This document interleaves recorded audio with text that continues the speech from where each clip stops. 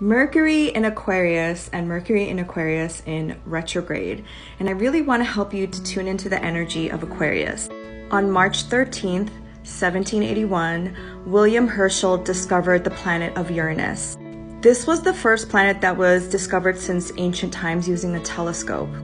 Up until then, astrologers and astronomers thought that the limit was Saturn, which is why Saturn also can represent boundaries.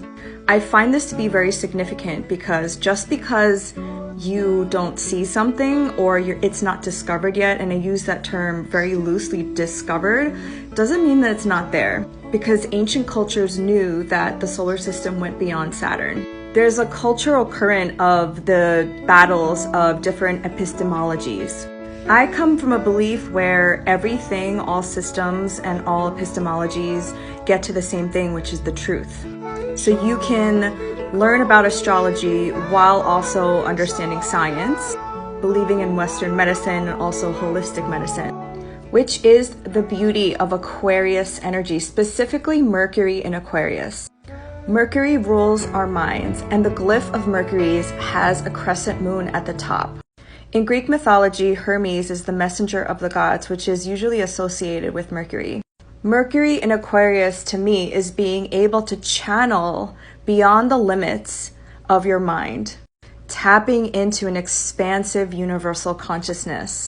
I equate Aquarian energy to be more galactic in nature, more universal and relating to technology, versus Pisces, which is more angelic and more watery and more emotional.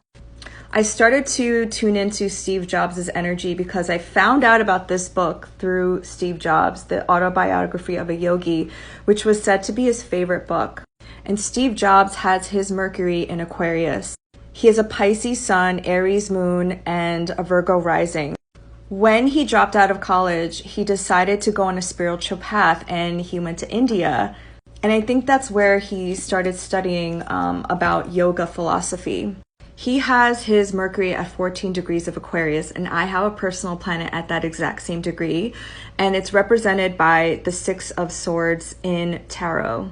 This is Mercury in Aquarius, and to me, this is all about moving the collective forward with your ideas. He was the creative visionary, and Steve Wozniak was the engineer that made everything happen. And I've even heard that some of his programmers were like, this is not possible. And Steve Jobs would get really angry and say, make it possible. Watch part 2 for the retrograde.